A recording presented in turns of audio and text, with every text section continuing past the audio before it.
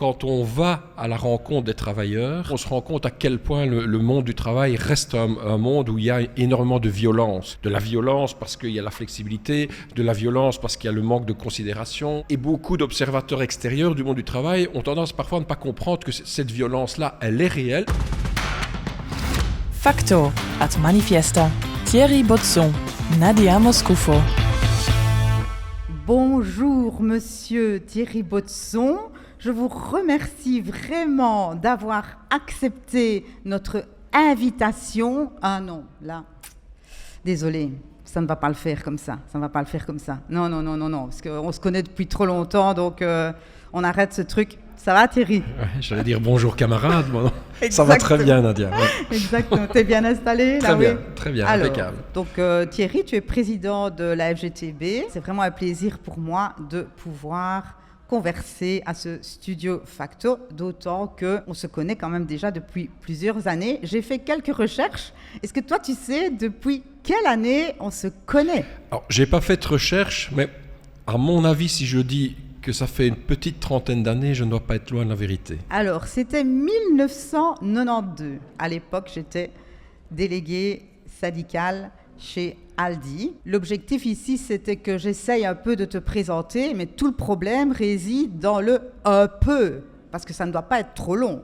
Donc, j'ai pris quelques notes pour ne pas justement que ce soit trop long. Alors, donc, évidemment, tu me coupes si tu n'es pas d'accord avec comment je te présente ou si je raconte une bourde ou quoi ou quand même, pas de souci. Donc, tu es né un 26 décembre. Je dois te couper.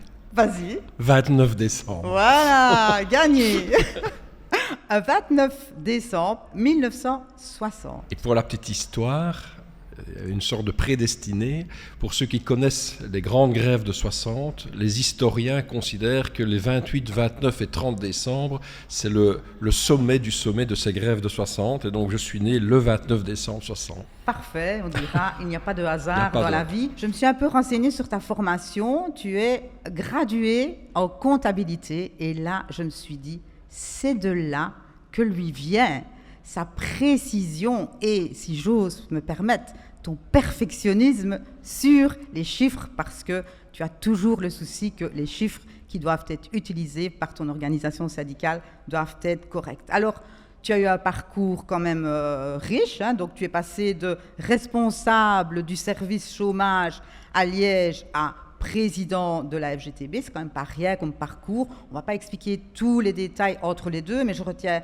deux fonctions importantes. Tu as été secrétaire régional à Liège et tu as aussi été secrétaire de l'interrégional wallonne de la FGTB. En gros, tu étais le chef de la FGTB wallonne et maintenant président de la FGTB. Est-ce que ça te va comme présentation ou tu veux ajouter quelque chose? Non, ça me va et je suis toujours heureux et fier quand on dit que, en effet, j'ai été responsable du service chômage parce que ce sont des années durant lesquelles j'ai énormément appris, parce que j'ai passé des années et des années à recevoir les gens qui venaient faire une demande de chômage. Je pense que ça m'a aussi beaucoup influencé, notamment dans ma lutte pour la défense des travailleurs sans emploi. Et donc justement, pour un peu partir de notre parcours en commun, donc moi comme syndicaliste chez Aldi à la FGTB, j'ai suivi la formation syndicale, la Fondation André Renard. Je faisais aussi partie de la commission femmes de la FGTB. Et là, régulièrement, on nous disait « Tantôt, Thierry va venir pour faire son point d'actualité ». J'adorais ce moment, parce qu'alors, tu racontais en quelques minutes, ouais, tu faisais en fait la revue de presse de ce qui se passait au niveau politique. C'était toujours très riche. Et puis, évidemment, tu te ramassais toutes les critiques des délégués de base par rapport aux syndicats. Et là, tu venais toujours, en tout cas de ce que j'ai retenu, avec des points très importants. C'était probablement en mode les jeunes délégués doivent être formés. Tu disais, mais c'est une question de rapport de force. Les YACA, c'est pas facile, et donc vous avez un rôle pour construire le rapport de force. Et de mémoire, je me souviens aussi que tu venais aussi toujours avec quelque chose de très important, c'est l'unité syndicale, l'unité des centrales, l'unité des régionales, et avec ça, l'unité pour être plus fort dans l'action, et qu'il fallait trouver le plus grand dénominateur commun. Du coup, j'avais en tête, la formation, c'est quand même quelque chose d'important pour une organisation syndicale. Est-ce que tu veux dire un mot là-dessus? Mais oui, tu as raison, c'est extrêmement important. Je pense que ça le devient de plus en plus pour plusieurs raisons. La première, c'est que dans la formation que nous donnons à la FGTB, on tient à ce qu'elle soit une combinaison d'une formation interprofessionnelle et une formation décentrale professionnelle. Ce qu'on essaye aussi de faire à la FGTB, globalement, dans cette formation, c'est qu'il y ait à la fois un socle politique, bien entendu, mais qu'il y ait aussi un socle technique. Parce que quand on est délégué et qu'on est, par exemple, dans un conseil d'entreprise, il faut savoir lire les comptes. Il faut savoir être critique lorsqu'il y a une présentation qui est faite de la situation de l'entreprise au niveau des chiffres, au niveau des comptes et ainsi de suite. Pourquoi ? Parce que même s'il y a des réviseurs d'entreprise qui sont présents, c'est vraiment d'une importance mais immense d'avoir des délégués qui ont la capacité de pouvoir non seulement comprendre mais critiquer les chiffres qui sont donnés, parce qu'on se rend compte assez souvent qu'on a, il ne faut jamais faire de généralité, mais il n'est pas rare d'avoir des employeurs qui, lorsque l'entreprise commence à aller un petit peu plus mal, cachent la vérité aux travailleurs et ne donnent pas l'ensemble de l'information. Et moi, je suis très heureux que pendant tout un temps, on a fait une formation comme ça qui permettait aux délégués qui venaient à la formation d'avoir quelques éléments de lecture des comptes et des bilans, et en leur disant allez regarder ça, ça, ça et ça, et si les chiffres sont comme ça, alors vous tirez la sonnette d'alarme, vous remontez vers votre centrale, vous remontez vers votre permanent, mais là, il faut vraiment faire attention. Et c'est un élément dont on n'a pas souvent conscience, parce que bon, quand les patrons ont des délégués devant eux qui savent tirer la sonnette d'alarme, qui disent attends, là, 2 minutes, là, je repose 2-3 questions, ben, y a le respect qui vient, ou en tout cas, on ne prend pas le délégué par au-dessus de la jambe. Dernier élément au niveau de la formation, c'est important d'avoir vraiment des délégués qui ont bien la conscience qu'on est, et je reviens à une partie de ta présentation, qu'on est dans une organisation syndicale interprofessionnelle. Bien entendu, on est organisé en centrale en fonction des secteurs d'activité économique,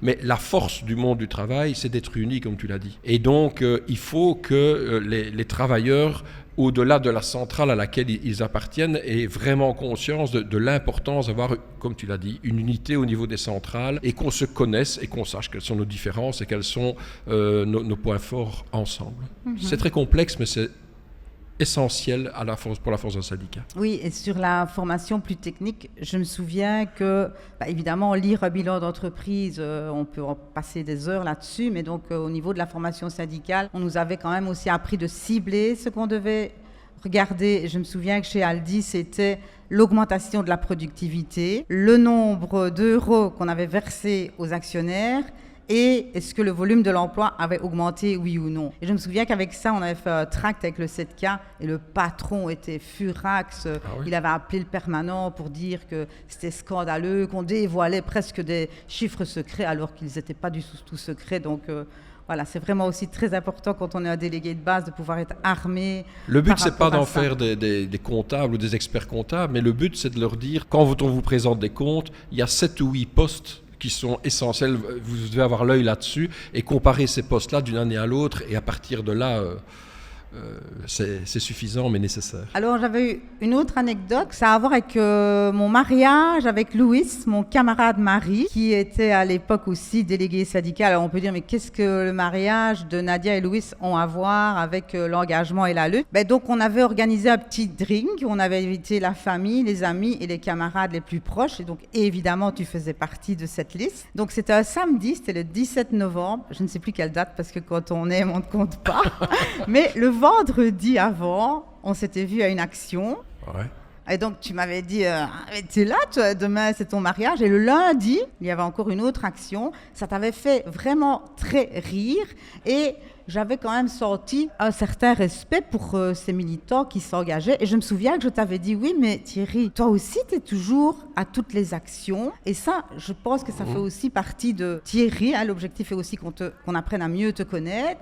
Thierry comme homme de terrain, proche de ses délégués, et surtout le terrain, la rue comme moteur pour obtenir des changements, des grandes ou des petites victoires parfois. Oui, tu as raison. C'est d'ailleurs objectivement la chose qui me manque le plus ces 4-5 dernières années depuis que je suis devenu président. Tant que j'étais responsable à Liège, tant que j'étais aussi responsable au niveau wallon, j'avais beaucoup plus la possibilité de pouvoir rencontrer des délégués, des permanents, des travailleurs. C'est vraiment quelque chose, voilà, je devrais essayer de prendre encore plus le temps de le faire, mais c'est vraiment quelque chose qui est extrêmement important de cette rencontre.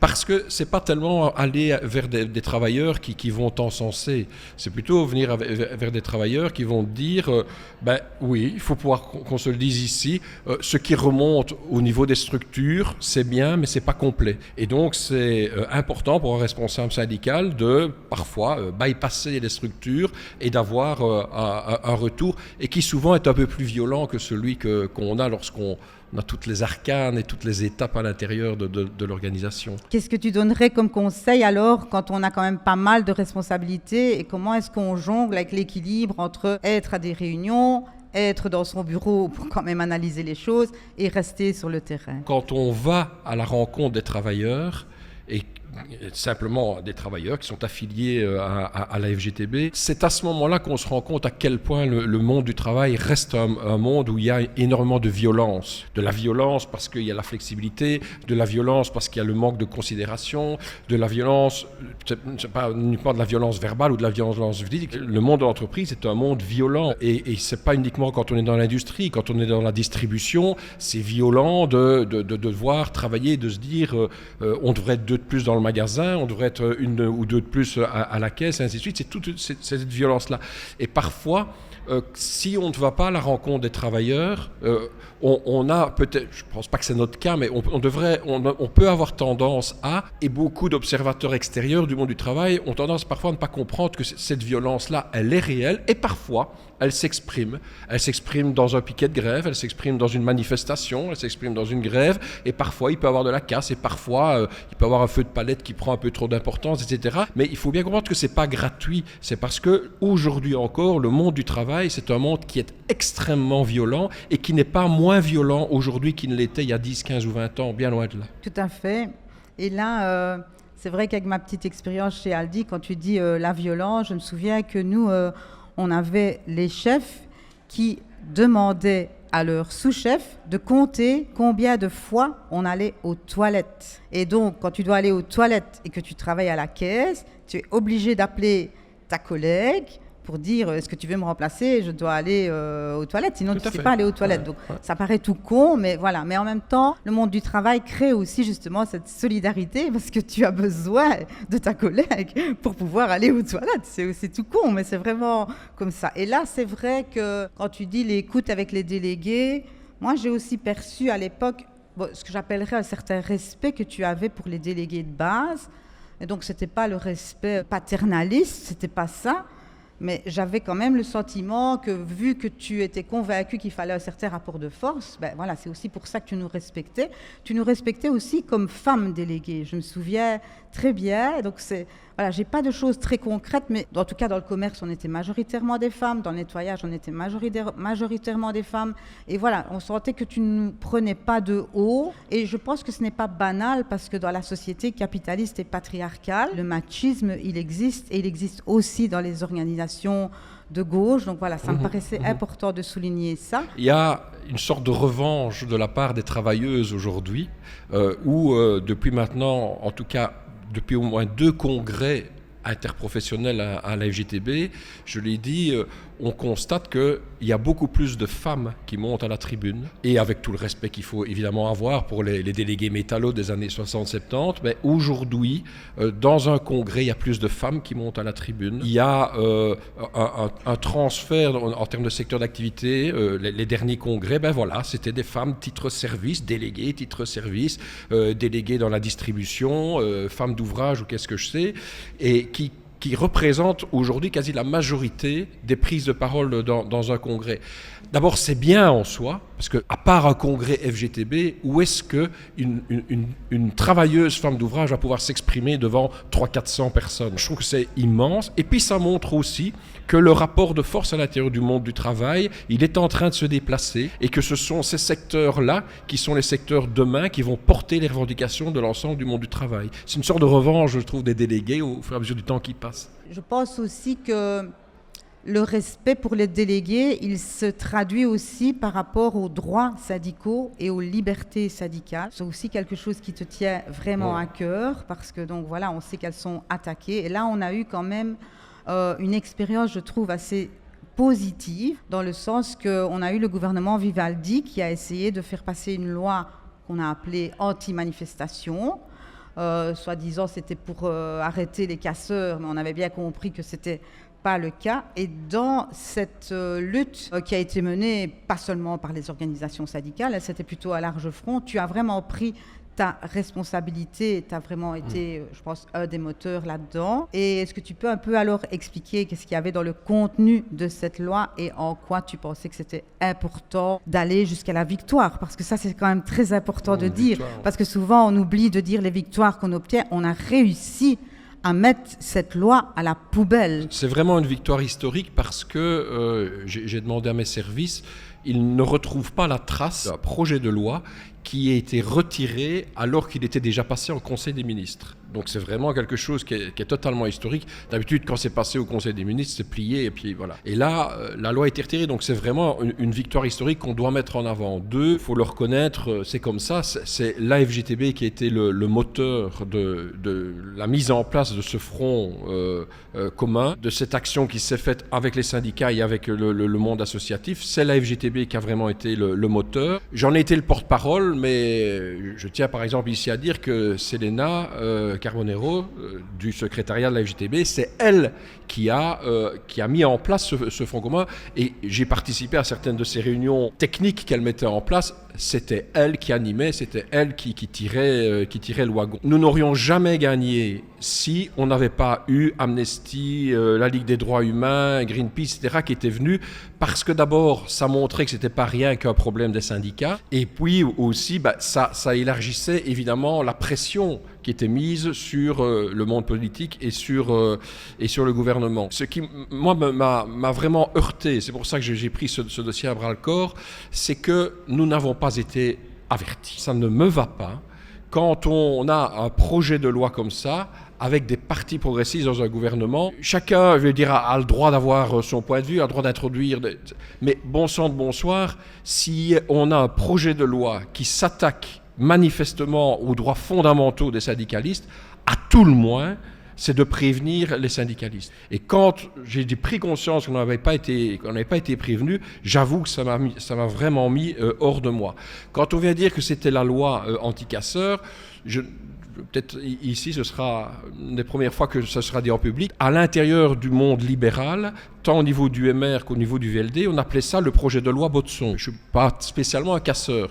Donc la volonté, c'était bien d'emmerder les syndicats et pas du tout de s'attaquer aux casseurs. Et s'ils étaient passés, on avait vraiment un recul, un bond en arrière, à mon sens, de au moins 50-60 ans, parce que tout était mis en place pour pouvoir systématiquement empêcher non seulement des piquets de grève, non seulement des grèves, mais également tout simplement des manifestations spontanées, quoi. Plusieurs fois, à ce moment-là, je dis, mais les jeunes qui font un sitting, ils entraient dans le cadre de cette loi-là. Donc c'était vraiment quelque chose qui était pour moi fondamental, et rien à faire. On ne peut pas prétendre qu'on est démocrate et mettre en place des lois qui empêchent les organisations syndicales et plus globalement ceux qui essaient de jouer le contre-pouvoir, qui empêchent de faire leur métier, et de remplir leur rôle. Quand une dictature se met en place, je sais que on le dit tout le temps, mais quand une dictature se met en place, une des premières choses qu'elle fait, c'est de s'attaquer aux syndicats. Elle s'attaque au contre-pouvoir. Une dictature, c'est en fait un régime qui n'aime pas le contre-pouvoir. Et c'est ça qui était pour moi affreux dans cette proposition de loi, et je répète, c'est une vraie et grande victoire, et on doit s'en inspirer et refaire ce genre de front large si d'autres attaques venaient, et elles viendront quand on lit la loi de Wever, la note de Wever, pardon. Dans la victoire qu'on a obtenue, évidemment, l'aspect essentiel, c'est toute la mobilisation qui a été faite dans la rue et le fait qu'on a pu quand même s'organiser tous ensemble. Et puis alors, il y a eu aussi le débat dans le Parlement. Et là, c'est vrai que je dois quand même te dire que je suis assez fière qu'avec mes 3 autres camarades du groupe parlementaire PTV, on était donc avec moi 4 anciens délégués. On en a, profité. Non, on s'est dit, voilà, on doit aussi jouer notre rôle dans ce rapport de force.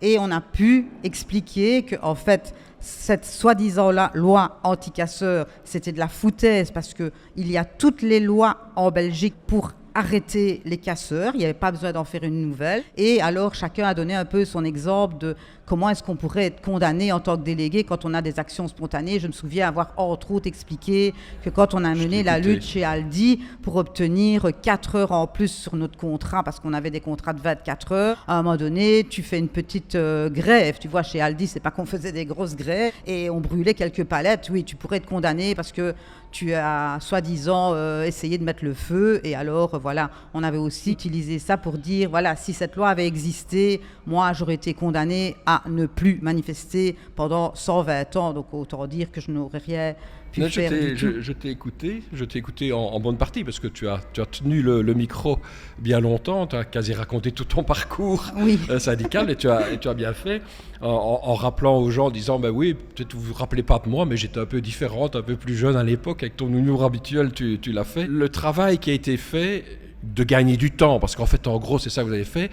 Le travail que vous avez fait de gagner du temps nous a permis, en fait, d'organiser une 3e manifestation. Et cette 3e manifestation, on n'était plus 2-3 000, mais on était 10 000. C'est en partie grâce au temps gagné qu'on a pu continuer à mobiliser. Et quand on a été 10 000 à la 3e manif, alors là, on a bien senti que les lignes allaient vraiment bouger. Voilà, on a gagné, donc on va en parler, mais ce qui était incompréhensible, c'est qu'en fait, on venait avec une loi, inutile comme tu viens de le dire, après toute une séquence où on avait déjà judiciarisé en fait le combat syndical. Il y avait tout ce qui s'était passé autour de Deleuze, où on avait les huissiers qui venaient à tort et à travers, où on a même eu d'ailleurs l'impossibilité au niveau de Deleuze de faire des grèves durant tout le mois de mai. Et donc, il y avait déjà un cadrage, un renforcement au niveau de l'appareil judiciaire, juridique, et puis 3 mois après, on vient avec un appareil légistique supplémentaire. Donc c'était incompréhensible, et voilà, c'est vraiment un beau combat. Et donc toi, comme dirigeant syndical, tu ne te bats pas seulement pour des augmentations salariales, tu te bats aussi pour les droits démocratiques. Hein. Tu as encore expliqué, tu expliques chaque fois que voilà, pour une démocratie, il faut un pouvoir, un contre-pouvoir. Et là, on s'est aussi très, très, très souvent rencontrés depuis des années, alors dans des manifs antifascistes. Depuis déjà les années 90. J'avoue très humblement que c'est il y a une 20aine d'années d'ici que je me suis dit, non seulement il y a la poussée en Flandre du Vlaams-Belang, mais ici plus proche, c'est cette façon dont les idées populistes sont en train de gangréner beaucoup de partis. Dans l'espace francophone, je parle du MR et des engagés, je vais y venir, à quel point certaines idées populistes d'extrême droite ou de droite radicale gangrènent vraiment les partis. On l'a vu. Ça a été l'exemple le plus frappant durant la dernière campagne, les insultes de Jolet à l'égard de Nabil Boukili, en lui disant quasi, vu tes origines, retourne chez toi si t'es pas... Et il n'y a pas de problème, ça passe. Et alors ce qui, moi, m'a frappé par rapport à cela, c'est que je me suis dit, il va peut-être rétropédaler en disant, c'est la campagne, on est tous fatigués, etc. Ce que je trouve qui aurait été la meilleure réaction qu'il ait eue. Mais non, ils ont assumé. Et ils ont assumé parce que je suis certain qu'à l'intérieur de ce parti se sont dit assumer, ce sera gagner des voix. Et ça, c'est quelque chose qui est au moins aussi grave que la montée des partis d'extrême droite. Quand j'entends certains propos de Bart de Wever, qui est un démocrate, je dis pas, mais certains propos de Bart de Wever, certains propos de Georges-Louis Boucher, et qui disent, voilà, sur notre façon de faire de la politique, nous sommes le rempart contre l'extrême droite. Mais c'est facile d'être le rempart contre l'extrême droite quand à l'intérieur de ton mouvement, tu tiens des propos qui commencent à être de plus en plus limites, et donc on banalise les choses. Et j'ai parlé des engagés, pourquoi ? Parce que j'ai été heurté et ça c'est pas de l'extrême droite, mais c'est le populisme de cette façon en dernière ligne droite de la campagne de venir rattraper des propositions comme l'exclusion des chômeurs après 2 ans de chômage. De nouveau, je suis désolé, mais sur ma vision des choses des partis sociaux-chrétiens il y a 20 ou 30 ans, jamais ils ne seraient venus avec ça. Et donc, il y a des idées comme ça qui percolent. Est-ce que c'est de l'extrême droite de dire on va exclure les chômeurs? Non, bien entendu. Mais c'est du populisme à partir du moment où on le fait en se disant c'est une arme de campagne. Donc, par rapport à la lutte contre le fascisme, pour revenir à cela, c'est vrai qu'en Belgique francophone, aujourd'hui, on n'a pas de parti qui monte et ainsi de suite, mais on a le terreau qui est parfois semé par des partis démocratiques qui permettraient un jour l'émergence d'un parti d'extrême droite si on ne se ressaisit pas sur ce genre de propos et de propositions. Je partage à fond ton analyse sur l'extrême droite parce que trop souvent aussi, j'entends comme tu dis, oui, on est contre l'extrême droite, mais on ne voit pas, ce que tu expliques, que les idées d'extrême droite gagnent non seulement des autres partis de droite, mais que du coup gagnent aussi les esprits des travailleurs eux-mêmes. Et que là, il y a un travail vraiment d'information, de formation, de convaincre les gens justement pour faire en sorte de les gagner, parce que c'est une vraie attaque idéologique importante. Et quand ils attaquent les chômeurs en disant après 2 ans on va supprimer, et qu'ils espèrent que ça va être populiste parce qu'un chômeur c'est de sa faute. Mais oui, c'est pour ça que je suis vraiment fâché par rapport à ce genre de propositions-là, parce que d'abord on divise le monde du travail et on divise les gens, et puis alors après on va dire non, il faut que tout le monde soit uni. Non, tout le monde n'est pas uni. À partir du moment où on a ce genre de propos-là, ça veut dire qu'on met les actifs contre les non-actifs, les malades contre les personnes en bonne santé, et ainsi de suite. On divise et on oppose les gens. Mais par ailleurs, ce que on fait croire, c'est que vu que le chômage, en parenthèse, pour la petite histoire, aujourd'hui, en Belgique, il y a moins d'un chômeur sur 2 qui est encore indemnisé par l'ONEM. Il y a plus d'un chômeur sur 2 qui n'a plus droit à l'allocation de chômage, qui est déjà au CPS, qui n'a droit à rien, dont on n'entend plus parler. Et alors on fait croire, par ces propos-là, que vu qu'il y a de moins en moins de chômeurs, forcément les chômeurs qui restent, ce sont ceux qui sont dans le divan toute leur journée et qui ne foutent rien. Moi je suis désolé, mais on a un service chômage à la FGTB comme à la CSC ou à la CGSLB, et je peux vous assurer qu'on n'a jamais eu autant de travail pour payer les chômeurs qu'aujourd'hui. Parce que les chômeurs qui chôment aujourd'hui, ce sont des gens qui travaillent quasi tous les mois. 1 jour, 2 jours, 3 jours, un peu à temps partiel, un intérim, etc. C'est ça le chômeur d'aujourd'hui. C'est quelqu'un qui malheureusement n'a que de l'intérim. C'est pas quelqu'un qui est couché dans son divan. Et c'est ça qui me fourre de moi dans cette façon de présenter les choses. Désolé, mais le gars qu'on va exclure, c'est celui qui est à la carrosserie chez Audi depuis 25 ans et dans 2 ans, on va l'exclure. C'est de ça qu'on parle en fait. Et pas de gens qui glandouillent dans leur divan. Et ceux qui glandouillent, il y en avait peut-être. Mais je suis désolé, il y a des contrôles qui existent. Il y a le contrôle de la disponibilité qui existe depuis 15 ans. S'il y en avait quelques-uns, ils ne sont pas passés au travers des mailles du filet et ils font partie de l'autre moitié dont j'ai parlé. Et donc, c'est inadmissible d'avoir une société dans laquelle on fait croire que quand on est chômeur, on est pourri, alors que quand on est chômeur, je vous le répète, il y a encore une étude qui a été faite par la FJTB Wallonne il y a moins d'1 an d'ici et qui a montré que la majorité des chômeurs travaillent plusieurs semaines par année et que si les règles étaient changées au niveau de l'admission au chômage, ce sont des gens qui en fait ne seraient pas considérés comme des chômeurs de longue durée. Et on met la faute sur eux alors que le gros problème, c'est que les patrons préfèrent en effet faire des petits intérims de 3 jours, de 5 jours, de 6 jours et pas de mettre des contrats de 4-5 mois à disposition des travailleurs. Je me calme. C'est bien parce que la question de l'émotion, c'est vrai qu'on a besoin de beaucoup d'émotions pour mettre les gens en route. Et je dois aussi te dire que moi aussi, j'ai besoin de beaucoup d'émotions pour continuer mon combat. Je pense que de l'émotion, il y en avait vraiment beaucoup dans ta manière d'expliquer les choses. Et c'est vrai qu'on va vraiment vers un changement. Allez, on va se battre évidemment, hein, Thierry, on ne va pas se laisser faire, mais c'est vraiment un gros changement de société comme tu l'expliques. Hein. Donc ils veulent aussi carrément supprimer l'indexation automatique des salaires, par exemple. Hein. Et donc voilà, donc j'espère aussi que l'enregistrement d'aujourd'hui va servir à cette formation nécessaire. On va devoir tout doucement clôturer, peut-être par quelques questions courtes. Ça va être difficile, hein, pour moi, des questions courtes. Et pour toi, des réponses courtes, ça va être dur aussi. Mais donc, comme le but était de faire connaissance, quelques questions plus light. Enfin, light. La première n'est pas très light, c'est quel est ton plat préféré? J'ai fait pour la cuisine italienne. C'est pas pour toi que je le dis. Non, je me doute. Ok, ben j'attends l'invitation. Alors pour quoi? Tes spaghettis à la bolo ou quelque chose comme ça? J'aime bien cuisiner. Je sais faire des choses un peu plus... J'aime bien cuisiner et j'aime la cuisine italienne. Parfait. On fera un jour un concours de lequel de nous deux fait le meilleur spaghetti. Alors sinon, niveau look, blouson en cuir ou veston? Quand je mets un veston durant la semaine, j'ai toujours l'impression de me déguiser et c'est comme ça que je suis le mieux. C'est magnifique. Sinon, sieste ou sport? Je fais pas de sieste. Pas de sieste.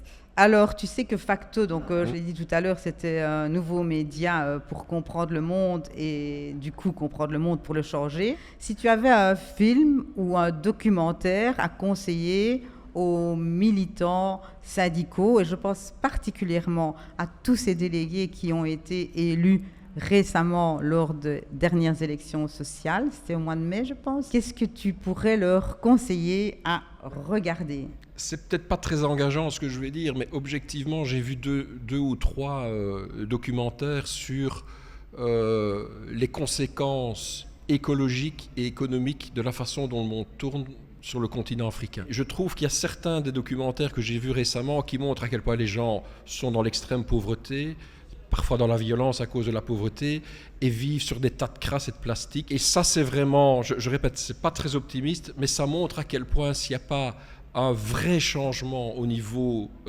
social, mais aussi au niveau environnemental, on va dans le mur rapidement. Extra, j'espère qu'ils vont bien entendre tout ça. En tout cas, comme je l'ai dit avant de démarrer l'enregistrement, c'était vraiment un plaisir pour moi de faire cet entretien parce qu'on se connaît depuis des années, mais ça, on l'avait quand même jamais fait et maintenant, c'est fait. C'est fait. Merci. Merci aussi, Thierry.